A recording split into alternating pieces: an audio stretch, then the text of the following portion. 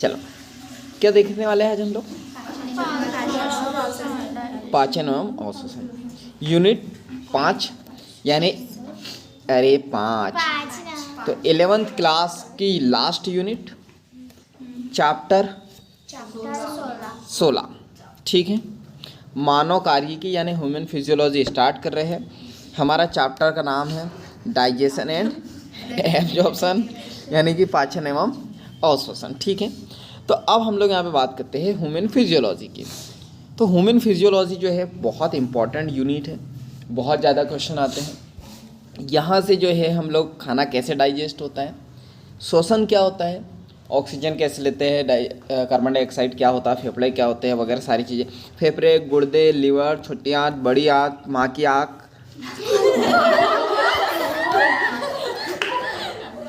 माँ की दाल, और उसके बाद बाप का पैर, दादा का गुर्दा, भाई का प्यार, भाई का भेजा, और बहन का घुटना। मतलब सब देखने वाले हैं यहाँ पे, मसल से लेके, मतलब मैं कहना चाह रहा हूँ यहाँ पे मसल्स देखने वाले हैं, हड्डी देखने वाले हैं, हड्डी में दर्द क्यों होता है, पेट में दर्द क्यों होता है, क्यों थक जाते हैं, ब्लड सर्कुलेशन क्या होता है, हार्ट क्या होता है, गुर्दा, फेफड़ा, सब देखने वाले हैं। किस में? ह्यूमन फिजियोलॉजी में। क्लियर है? तो अब हम लोग यहाँ पे बात करते हैं इसमें हार्मोन कैसे काम करते हैं, हार्मोन क्या होते हैं, एंजाइम क्या होते हैं, कहाँ बनते हैं, कैसे होते हैं, ये सारी चीज़ें देखने वाले हैं। चलो, तो फर्स्ट चैप्टर हम लोग स्टार्ट करने वाले, कौन सा? पाचन एवं अवशोषण। तो अब यहाँ पे हम लोग बात करते हैं, देखो पहली बात तो हम लोग क्या करते हैं, देखो ये एक आप हो, सुंदर से प्राणी जो दिन में 10 बार खाना खाता है। ठीक है, करीब 100 रोटी, और उसके बाद भी फिर उसमें सब्जी वगैरह अलग। अब ये 100 रोटी जो खा रहे हैं, 100 या मान के चलो, हाँ हाँ, खाने का तो सेंट नहीं आ रहा तुमको, 100 रोटी बोला तो। हाँ हाँ, एक मिनट, कुछ नहीं, वो एसिड है, एसिड का है वो। ठीक है, अभी चले जाएंगे। तो ब्रेक लेना है क्या? हाँ सर।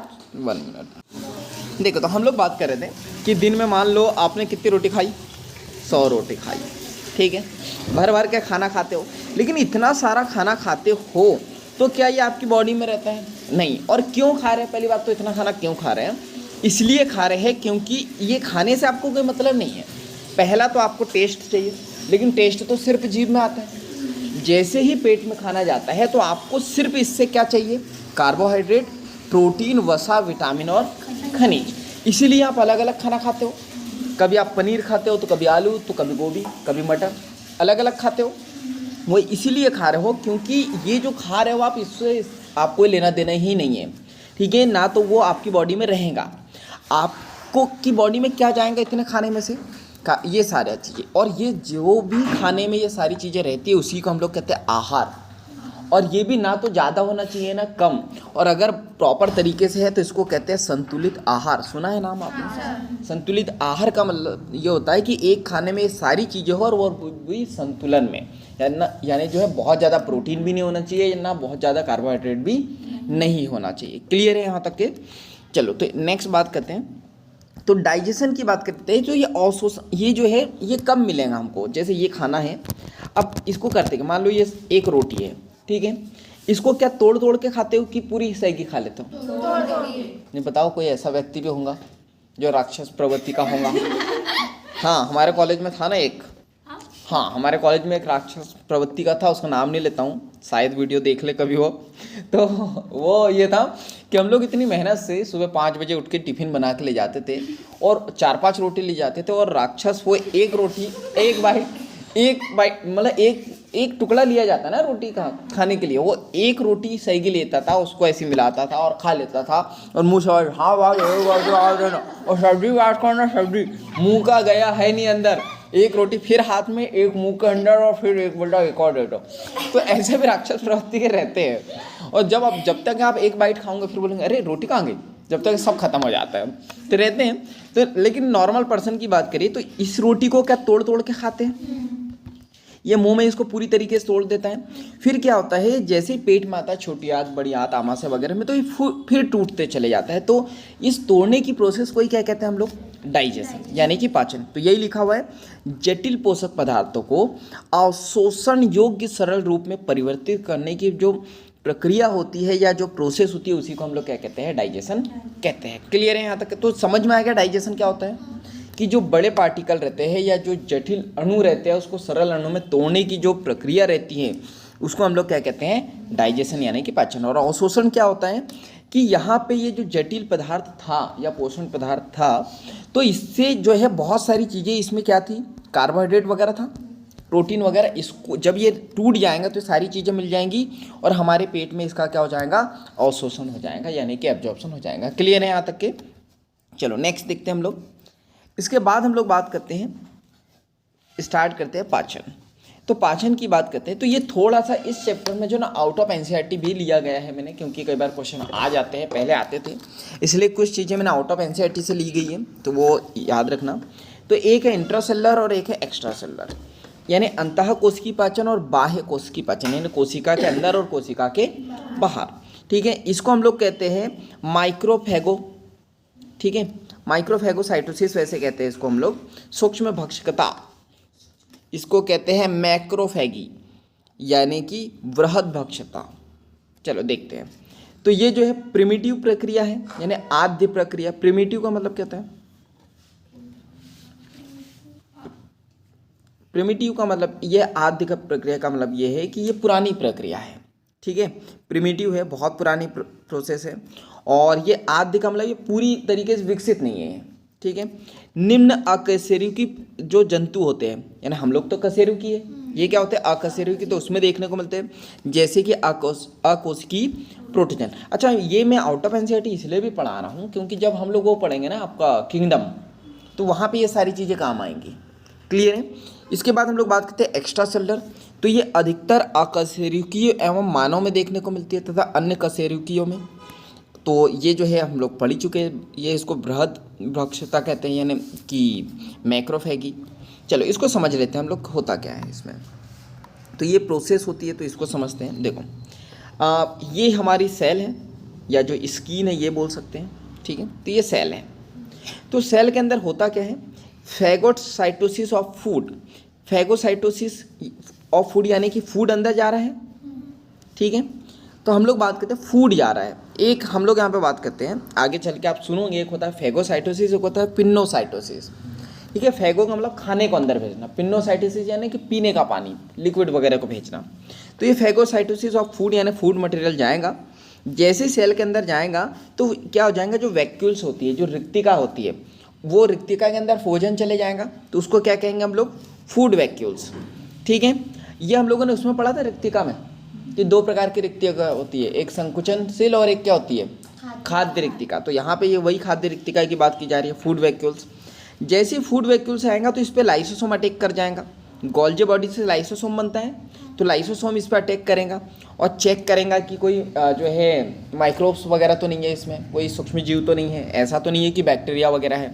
ठीक है, इसके बाद हम लोग बात करते हैं इस वैक्यूल्स का क्या हो जाएगा, डाइजेशन हो जाएगा, डाइजेस्टिव वैक्यूल्स। तो यहाँ पे एब्जॉर्प्शन ऑफ डाइजेस्टिव प्रोडक्ट, जैसे डाइजेशन होगा तो बचे जो जैसे डाइजेशन हो जाएगा, टूट जाएगा मटेरियल, तो सारे पदार्थों का यहाँ क्या हो जाएगा, एब्जॉर्प्शन यानी कि अवशोषण, यानी कि प्रोटीन कार्बोहाइड्रेट वगैरह का क्या हो जाएगा, अवशोषण।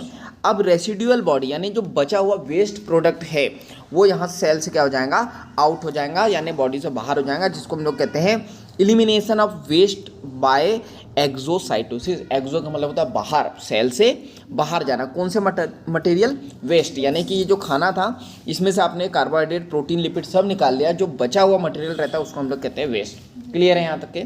तो बॉडी से बाहर हो जाता है। इसके बाद हम लोग यहाँ पे बात करते हैं, तो यहाँ हम लोग बात करें मानव का पाचन तंत्र। ठीक है, आपने डाइजेशन से रिलेटेड जो है बहुत सारे शब्द सुने होंगे बचपन में, या अभी भी आप मम्मी पापा देखो बच्चों की वो इज्जत नहीं करते ना, मतलब ये है कि उनका सिंपल सा ये है, वो कुछ भी कहते थे तो वो सिंपल कहते हैं। कई बार शादी में जाता है, फिर बच्चा बोलता है पेट खराब हो गया, तो मम्मी पापा क्या बोलते हैं, जब बचता नहीं तो इतना खाते हो। तो उन्हें नहीं पता। तो यहाँ पे आज आपको उसके सवाल का जवाब मिलेगा कि पचता नहीं तो इतना खाते क्यों। हाँ, वो सही बात है। और खाना क्यों नहीं पचता है, क्या होता है, और वो खाना डाइजेस्ट कैसे होता है, तो वो सारी चीज़ें हम लोग देखेंगे कि कैसे एंजाइम्स काम करते हैं। देखो, तो हम लोग बात करते हैं, तो डाइजेस्टिव सिस्टम ऑफ ह्यूमन की बात करते हैं। तो यह कहाँ से कहाँ तक के होता है, तो हम लोग बात करते हैं, ये होता है एलिमेंट्री कैनाल से लेके डाइजेस्टिव ग्लैंड्स तक के। मतलब सॉरी, एलिमेंट्री कैनाल क्या होती है, पहले तो ये देखो। एलिमेंट्री कैनाल हम लोग बात करते हैं, ये मुंह से स्टार्ट होती है और एनस पे जाके ख़त्म होती है। इसी को कहते हैं एलिमेंट्री कैनाल, यानी कि आहार नाल। आहार यानी समझ गए खाना, और नाल मतलब जहाँ से वो भोजन जाता है। जैसे मुंह से जाएगा तो ये ट्रैकिया होते हुए, यानी कि ये गले से होते हुए कहाँ जाएगा, छोटी आंत बड़ी आंत, क्लियर है। फिर उसका अवशोषण होगा और बचा वाला मटेरियल जो है एनस के द्वारा जो है बॉडी से क्या हो जाएगा, बाहर हो जाएगा। तो ये इसको क्या कहते हैं, एलिमेंट्री कैनाल। तो ये एलिमेंट्री कैनाल में क्या क्या आता है, ये याद रखना कि बक्को फेरेंजियल कैविटी, यानी मुख ग्रसन गुहिका। मुख यानी समझते हो, और यहाँ पे लिखा है बक्को, तो हमने समझते ही हो, जहाँ से बकबक करते हो मुँह से ही करते हैं, तो जहाँ से बकबक करते हैं तो ये इसी को कहते हैं मुंह। और यहाँ पे ये जो गला है, यहाँ पे फेरिंग्स से आगे पढ़ेंगे, तो इसको मिला के कहते हैं बक्को फेरेंजियल कैविटी। एसोफेगस, तो देखो पहले तो ये देखो, ये मुंह है और यहाँ से ये गला है, फिर ये आपका आमाशय आएगा, छोटी आंत बड़ी आंत, ये सारी चीज़ें, ठीक है। तो यहाँ से ये एसोफेगस, अभी डायग्राम में भी देखेंगे हम लोग। स्टमक करीब यहाँ आता है, इंटेस्टाइन यानी कि आंत वैसे आड़ी टेढ़ी जो रहती है, और एनस लास्ट पॉइंट, ठीक है। अब यहाँ पे हम लोग डाइजेस्टिव ग्लैंड्स की बात करते हैं, ठीक है। तो ग्लैंड्स की हम लोग बात करें तो यहाँ पे एक है हमारे पास में सलाइवा ग्लैंड, यानी कि लार ग्रंथि। एक है हमारे पास में लीवर, जिसको हम लोग जो है लीवर कहते हैं, लीवर कहते हैं, लीवर। वैसे आपने लीवर कम सुना होगा ना, आपने लवर ज़्यादा सुना होगा, लीवर सुना है। तो ये यकृत, और अग्नाशय यानी कि पेनक्रियाज। तो ये क्या है, ये ग्लैंड्स के रूप में काम कर रही है, यानी कि ग्रंथि के रूप में। कई बार क्वेश्चन आता है सबसे बड़ी ग्रंथि कौन सी होती है, सबसे छोटी ग्रंथि कौन सी होती है, तो ये आगे चल के हम लोग पढ़ेंगे। यकृत के बारे में सुना होगा आपने, क्या होती है सबसे बड़ी, सुना है, नहीं सुना है, कौन सी होती है, यकृत होती है।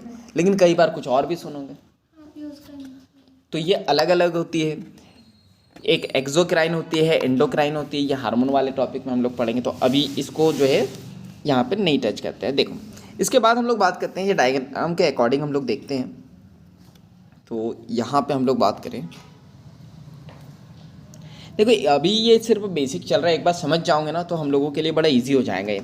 देखो, ये होती है बक्को कैविटी, बक्कल कैविटी, यानी मुंह से स्टार्ट। फिर ये गले में आता है, ये आपका एसोफेगस है।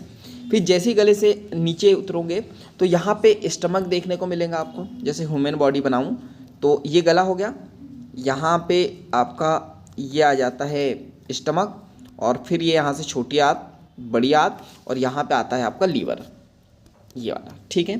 तो यह आ गया आपका स्टमक। इसके बाद ये जो एक क्या होती है, छोटी आंत, जिसको हम लोग क्या कहते हैं, स्मॉल इंटेस्टाइन। इसके बाद हम लोग बात करते हैं, इसके बाद कौन सी आती है, लार्ज इंटेस्टाइन, ठीक है। और लास्ट में रेक्टम आता है या फिर एनस आता है। तो हम लोग कहते, ये इतना जो पार्ट होता है इसी में डाइजेशन होता है, इसी को हम लोग क्या कहते हैं, एलिमेंट्री कैनाल। क्लियर है। चलो अब हम लोग इसको वन बाय वन इसके रीज़न समझे हम लोग, कहाँ क्या होता है। सो 1 मिनट, देखो, तो हम लोग यहाँ पे बात करते हैं। एक तो ये है एग्रेसिव रीजन, यानी अंतर्ग्रहण क्षेत्र। यहाँ पे क्या होता है, भोजन को ग्रहण किया जाता है मुख से और मुख गुहा से।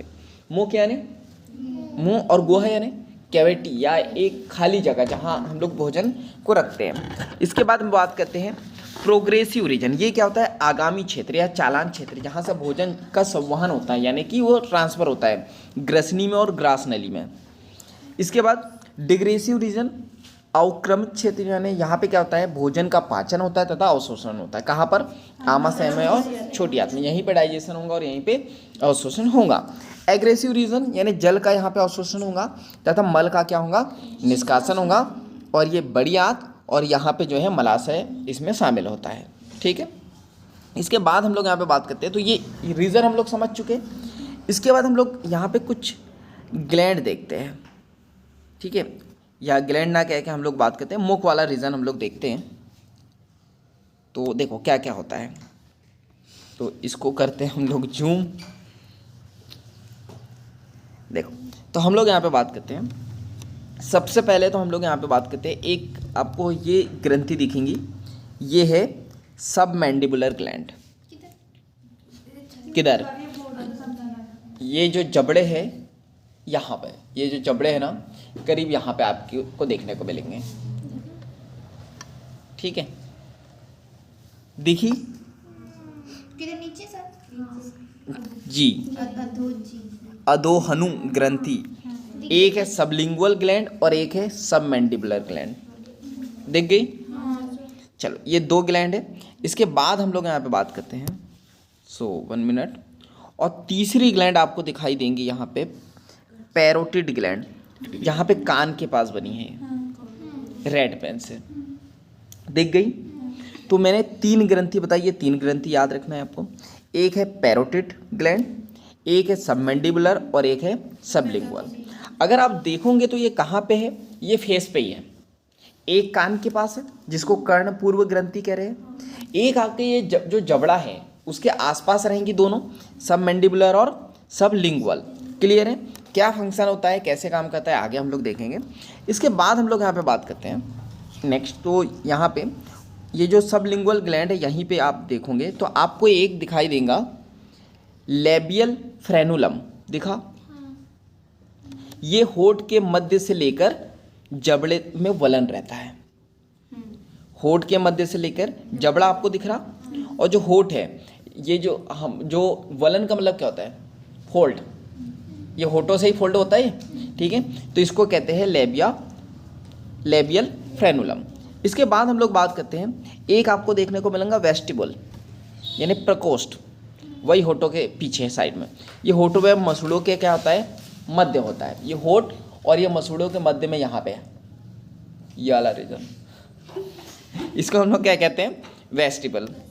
इसके बाद हम लोग बात करते हैं, तो यहाँ पे एक आपको देखने को मिलेगा यहाँ पे हार्ड पैलेट, जिसको तालू कहते हैं। हाँ, ये वाला, वो जो ऊपर जीभ लगाते हैं ना, ऐसा उंगली, कई बार आप चॉकलेट खाते हो ऊपर अटक जाती है, फिर उंगली डाल के आप फिर निकालते हो, तो वो हार्ड पैलेट होता है, ठीक है। तो यहाँ पे वल्लिया या झुर्रिया होती है जिसको पैलेटाइन रब कहते हैं हम लोग, जो भोजन को पकड़ने का क्या करता है? काम करता है, ठीक है। भोजन ऐसे से चबाते हो ना, वो ऊपर मतलब कुछ तो हार्ड हो, नहीं तो वो मतलब ऊपर ही चले जाए, तो ऐसा तो नीचे भी तो आना चाहिए। तो वो हार्ड पैलेट से होता है, सॉरी पैलेटाइन रब से। क्या? पैलेटाइन रब, ठीक है, RUAGE, पैलेटाइन रब इसको पढ़ते हैं। क्लियर है इतनी चीज़ें? इसके बाद दांत दिख गए तुम्हारे, नहीं यहाँ के दांत कहाँ होते हैं तो पता ही है आपको। इसके बाद हम लोग बात करते हैं, तो दांत के बगल में आपको एक सॉफ्ट पैलेट दिख रहा होगा, ठीक है। तो सॉफ्ट पैलेट क्या होता है? ये जो फ्रंट साइड का है ना, ये तो हार्ड पैलेट होता है। धीरे धीरे जैसे गले तरफ जाओगे तो आपको सॉफ्ट, अभी आप उंगली लगा के भी देखोगे तो वो कैसे, या जीभ लगा के देखोगे तो कैसे दिखाई देगा? वो सॉफ्ट। इधर का हार्ड होता है और पीछे साइड का क्या होता है? सॉफ्ट होता है। अरे अपनी जीभ है, लगा लो ना, दूसरे की जीभ थोड़ी लगाने का। अपने मुंह के अंदर अपनी जीभ है, लगा लो, चेक कर लो। चलो नेक्स्ट देखते हैं हम लोग। अच्छा, ये जो सॉफ्ट पैलेस है ना, यहाँ पे आपको म्यूकस ग्रंथि दिखाई देंगी। ये म्यूकस ग्रंथि होती है यहाँ पे, जो भोजन को चिकना बनाते हैं। ये गले में कई बार अटक जाता है ना भोजन, ये जहाँ पे सॉफ्ट होता है, ठीक है। तो वहाँ पे इसलिए क्योंकि वहाँ पे म्यूकस होता है। म्यूकस यानी क्या? लिक्विड, जो नाक से भी निकलता है, मुंह से भी बनता है, ठीक है। तो वो म्यूकस के ही कारण वहाँ पे भोजन जो है अटक जाता है, ये याद रखना। तो भोजन को चिपकाने का काम करता है। इसके बाद हम लोग यहाँ पे बात करते हैं, इतनी चीज़ें हो गई। इसके बाद एक आता है वुल्वा या कौवा, जिसको कहते हैं कौवा। ये पैरोटिड ग्लैंड दिखाई दी,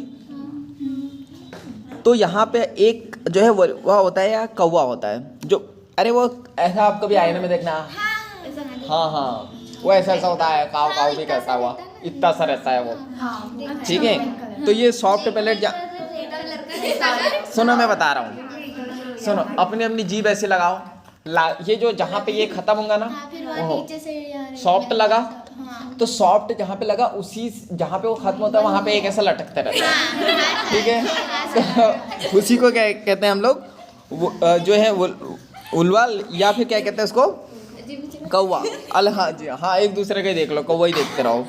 तो भोजन को निकलते ये जो है भोजन को निगलते समय क्या करता है, यहाँ पे आंतरिक नासा द्वारों में ये देखने को मिलता है। मतलब ये जो है ना, मतलब यहाँ से तो होगा, ये जो नासा द्वार है ना, ये नाक का द्वार भी वहीं खुलेगा, इसलिए कई बार भोजन नाक से बाहर आ जाता है, ठीक है। इसके बाद हम लोग बात करते हैं नेक्स्ट। इतनी चीज़ें देख चुके हैं, अब सबसे इम्पोर्टेंट जो हम लोगों को यहाँ पे देखना है, टंग, यानी कि जीभ। दिखाई दी? कहाँ गई? वो कौवा के नीचे टंग दिख गई। चलो अब हम लोग यहाँ पे बात करते हैं इसके बारे में, जीभ के बारे में, क्योंकि जीभ को हमको बहुत अच्छे से देखना है।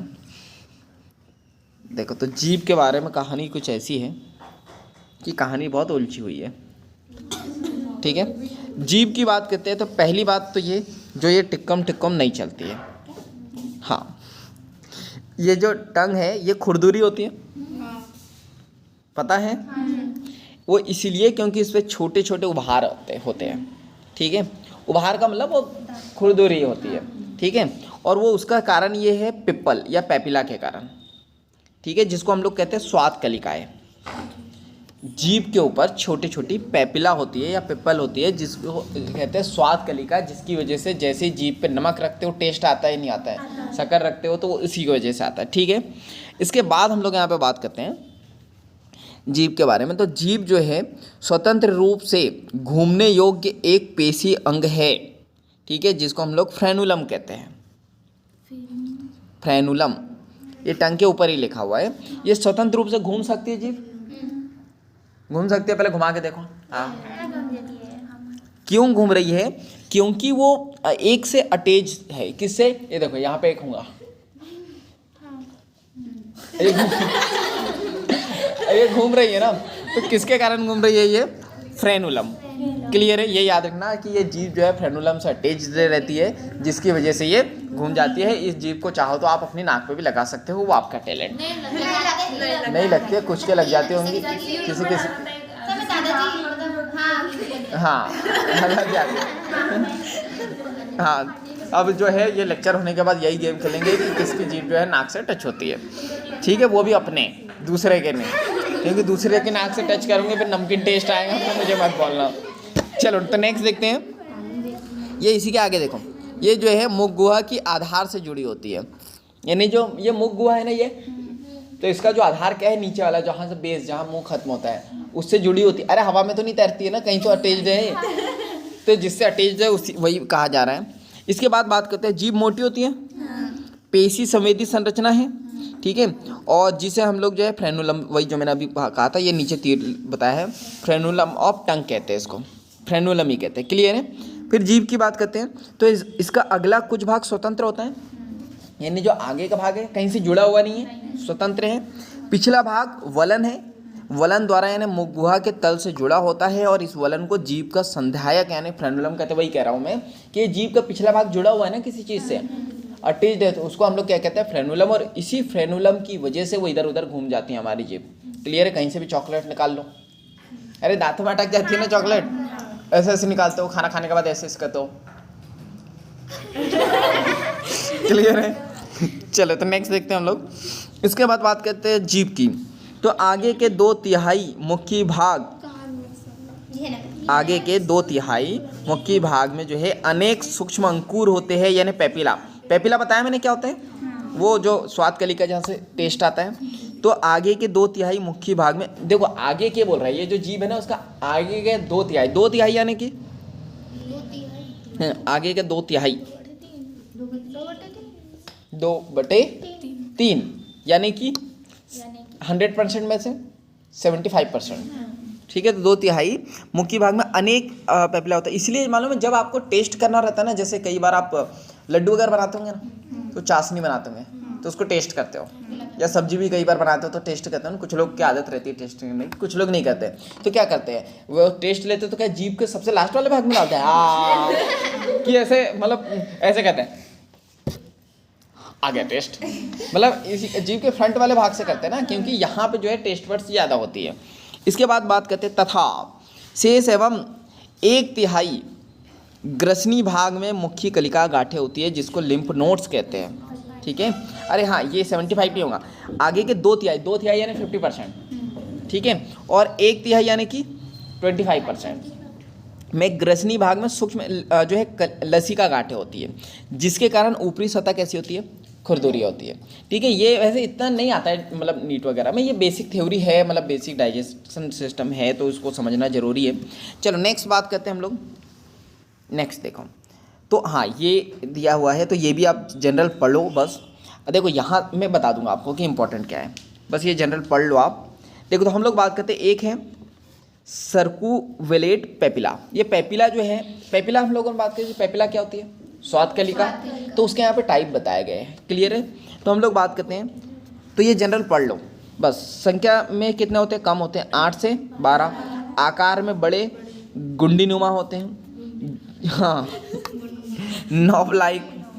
इसके बाद जीभ के मुख्य भाग के आधार पर जो है कैसा होता है, ये जो डेस बना है, क्या पढ़ते हैं इसको, लैम्डा नहीं पढ़ते, उल्टा भी, हाँ मैं तो ऐसे ही पढ़ लो, फिजिक्स में कुछ कहते होंगे उल्टा भी पढ़ लो, की तरह एक कतार स्थित होती है। ठीक, अरे ऐसे होते हैं, मतलब ये बोल रहा है कि ऐसे उल्टे ऐसे होते हैं। जीभ की संरचना देखोगे तो उल्टे वी की तरह ये दिखाई देगा। इसमें स्वाद कलिकाएं पाई जाती है। ठीक है, इसको फटाफट पढ़ रहा हूँ ना, क्योंकि ये थ्योरी है बस। सूक्ष्मांकुर अंकुर होते हैं, जिसको हम लोग फिलीफॉर्म पेपिली कहते हैं। यह आकार में सूक्ष्म परंतु संख्या में अधिक होते हैं। आकार स्वंकाकार होता है, समांतर पंक्तियों में व्यवस्थित होते हैं, और इसमें भी इसमें स्वाद कलिकाएं नहीं पाई जाती हैं, इसमें पाई जाती हैं। इसके बाद क्या, स्वंकाकार है ना, कोई बताएंगे कैसा? अरे शुक्ला जी, आप पंडित रहने के बाद हमने आपसे पूछना चाहिए। इसके बाद बात करते हैं फॉलिट पेपिली, यानी कि पर्णिल अंकुर। ठीक है, तो इसकी बात करते हैं, तो इसमें जीभ के मुख्य भाग में पार्श्व भाग पर लाल पत्तीनुमा अंकुरों की एक श्रृंखला पाई जाती है, और यहाँ पे स्वाद कलिकाएं पाई जाती है। इसके बाद छत्राकार यानी फंगीफॉर्म, तो छत्रक रूपी लाल रंग के अंकुर होते हैं, जीभ के सिरे तथा किनारे पर वह मध्य में पाई जाते हैं, और इसमें भी स्वाद कलिकाएं पाई जाती है। तो ये 3 में पाई जाती है, 1 में नहीं पाई जाती है। अब यहाँ पे सुनो आप, अब इतना जो पढ़ा ये सिर्फ थ्योरी थी, यहाँ जनरल पढ़ना था, लेकिन जो क्वेश्चन आते हैं वो बस ये आते हैं कि जीभ के टेस्ट से खट्टा स्वाद कहाँ आता है, मीठा कहाँ आता है, ये याद रखना है। देखो तो भोजन के अंतर्ग्रहण और चबाने और निगलने में सहायता करती है। जीभ क्या करती है, भोजन के अंतर्ग्रहण यानी भोजन को अंदर लेने में, चबाने में और निगलने में सहायता करती है। अब जीभ की बात करें तो 4 टेस्ट आते हैं। ठीक है, जो इसको नहीं भूलना है, एक आता है मीठा, एक आता है कड़वा, एक आता है खट्टा, और दूसरा आता है नमकीन। अब इसको हम लोग बात करते हैं, तो सबसे पहले तो हम लोग बनाते हैं जीभ, तभी समझ में आएंगे। तो जीभ बनाते हैं, जीभ कौन से कलर की होती है, पिंक। पिंक यानी आई लव यू कलर। कहाँ गया आई लव यू कलर, मिल ही नहीं रहा आई लव यू कलर, हाँ नहीं मिल रहा आई लव यू कलर। चलो रेड कलर, रेड से बनाते हैं। देखो तो ये हो गई जीभ। ठीक है, अब मान लो ये खुरदरा उल्टा भी ये ऐसा बना देते हैं अपन, ये है जीभ। ठीक है, अब इस जीभ की बात करते हैं, तो यहाँ देखो ये जीभ का आगे वाला भाग, ये जीभ का बाजू वाला, ये जीभ का सेंटर वाला, और जीभ का लेटरल वाला यानी कि बाजू वाला, इतने ही भाग होंगे जीभ के। ठीक है, अब यहाँ पे देखो क्या क्या बोला जाए, अग्रशिरा यानी ये वाला। तो अब बात करें अग्रशिरा, हाँ ये वाला एग्जाम्पल, घर पे कभी लड्डू बनाते हो, चाशनी टच कर मतलब चाट के देखते हो, कहाँ, जीभ के आगे वाले भाग के पीछे वाले भाग, इसका अरे इमली ये हम लोग कितनी इमली लगी, इसलिए तोड़ेंगे कैसे? तोड़ेंगे नहीं, वो अभी नहीं खाना है, अभी नहीं खाना, मुंह में पानी आएगा। जीभ को ऐसे खाता हो ना, ये सॉरी जीभ इमली को ऐसे खाते हो ना, तो ये याद रखो कि मीठा टेस्ट कहाँ आता है, अग्र सिरे पे। ठीक है, पश्च सिरे की बात करते हैं, पश्च यानी कि पीछे। इसका एग्जांपल बताएंगे कोई, टेबलेट खाते हो, टेबलेट जीभ के फ्रंट भाग में रखते हो, लास्ट में रखते हो, लास्ट में, क्योंकि वो कड़वी होती है तो वहाँ आपको टेस्ट भी आता है, ठीक है। तो जैसे आप लास्ट में रखते हो या कोई भी चीज़ कभी कुछ खाओगे ना, तो जैसे ही यहाँ जाएंगी चीज़ें लास्ट में तो वो कड़वी लगने लगेंगी, कभी भी सामने नहीं लगेंगी। कहाँ लगेंगी? पीछे साइड, ठीक है। तो कड़वा टेस्ट आएगा। इसके बाद पास वो किनारे पर खट्टा टेस्ट, ठीक है, किनारे पर। जैसे ये किनारे पे वो कच्चा मैंगो, जैसे वो खाते हो कैसा टेस्ट लगता है? खट्टा,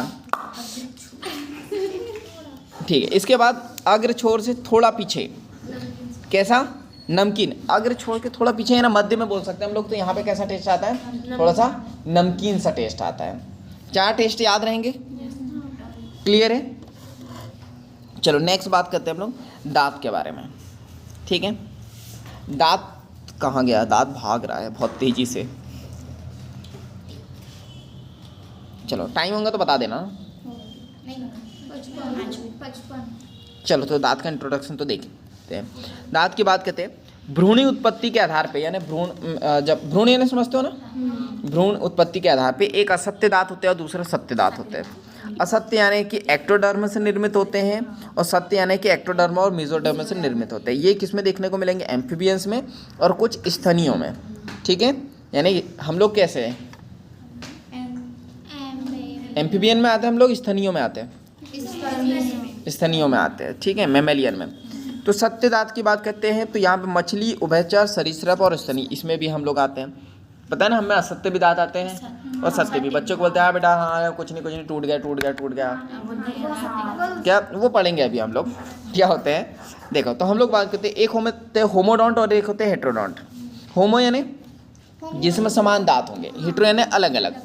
संरचनात्मक व कार्यात्मक में समान होंगे, मछली और उभयचर में ये होंगे। हेट्रोडोंट यानी कि संरचना तथा कार्यात्मक में असमान होंगे, जैसे कि मनुष्य, हमारे आगे के दांत अलग है, पीछे के अलग है, बाजू के अलग है, सब अलग अलग है। इसके बाद बात करते हैं दांतों के जुड़ने के आधार पे। एक होते हैं एक्रोडोंट, ठीक है, एक होते हैं फ्लोरोडोंट और एक होते हैं थियोडोंट, जिसको गर्तदंत कहते हैं। देखो एक्रोडोंट यानी दांत जबड़े की अस्थि में स्वतंत्र होते हैं, ठीक है, और आसानी से टूट जाते हैं और पुनः उग जाते हैं। जैसे ये देखो ये है, तो यहाँ पे जबड़े दांत जो है जबड़े की अस्थि में, अस्थि यानी कि हड्डी, तो ये हड्डी में जो है ये ऐसे प्लेन रूप में ये रहते हैं, ये सार्क और मेंढक में रहते हैं।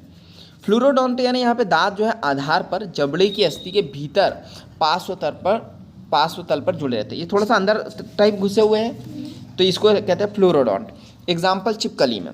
और थियोडोंट, ये मोस्ट इंपॉर्टेंट याद रखना है, थियोडोंट, इतने में से थियोडोंट, क्योंकि ये हम लोग हैं, ठीक है। तो दांत यहाँ पे जबड़े में जो है बच्चे साँचे में स्थित होते हैं।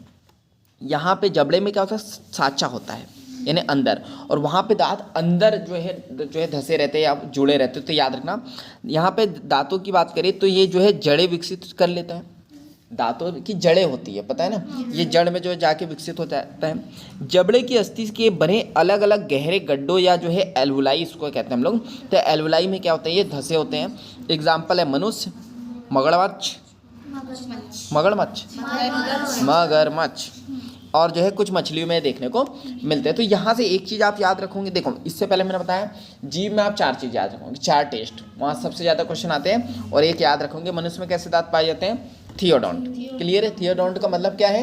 गर्तदंती, यानी कि वो जबड़े में धंसे रहते हैं। इसके बाद हम लोग बात करते हैं, तो यहाँ पे दांतों के अनुक्रम की बात करते हैं। तो यहाँ पे मोनोफायोडोंट यानी कुछ स्तनियों में, जैसे पैलिटिपस और यहाँ और दंतयुक्त वेल, इसमें देखने को मिलते हैं। और दांतों की बात करें तो यहाँ पे एक सेट विकसित होता है, जिसको हम लोग क्या कहते हैं? अस्थायी दांत या फिर टेम्पररी दांत, टीथ हम लोग यहाँ पे कहते हैं, ठीक है। ये टेम्पररी इधर का है, ये इसका है, ये एक सेट विकसित होता है, ये बताता हूँ किस में। इसके बाद बात करते हैं द्विबार दंती, ये मोस्ट इंपॉर्टेंट याद रखना, ये भी मनुष्य में देखने को मिलता है। हम में जो है डायफोडोंट पाए जाते हैं, यानी कि स्तनियों में यानी मनुष्य में।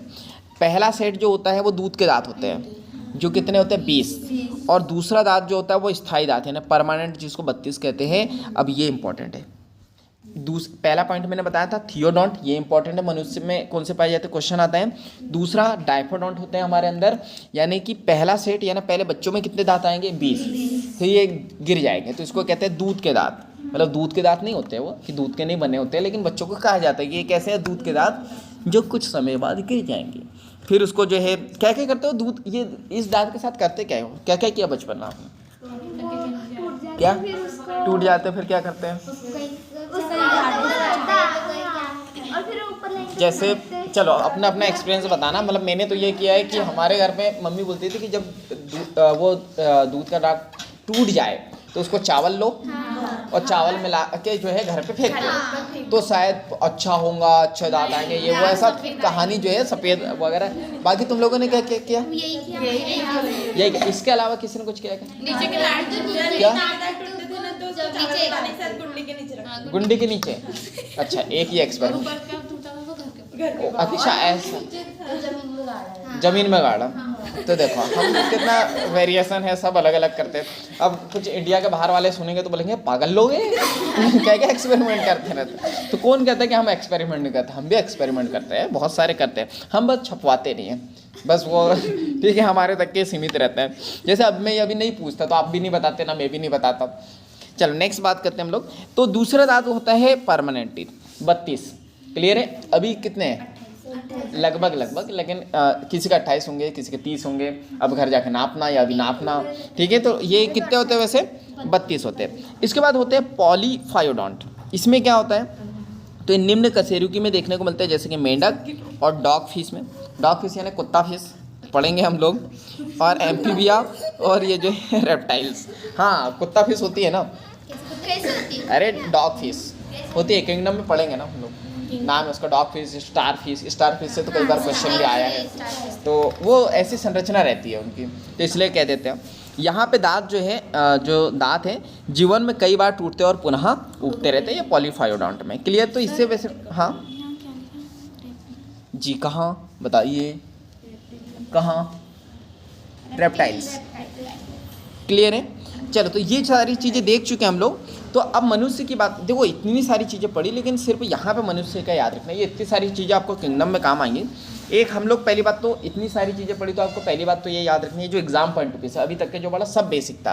पहले जहाँ क्वेश्चन आएंगे वो आएंगे टेस्ट से, टेस्ट बट से कि खट्टा मीठा टेस्ट कहाँ आता है। दूसरा क्वेश्चन आएगा आपको बस यहाँ से कि थियोडोंट और डाइफोडोंट दांत कहाँ पाए जाते हैं, और ये आएगा कि जो मनुष्य में दूध के दांत कितने होते हैं और परमानेंट कितने होते हैं। क्लियर है? तो ये याद रखना है। इसके बाद हम लोग यहाँ पे बात करते हैं नेक्स्ट। टाइम कितना हुआ?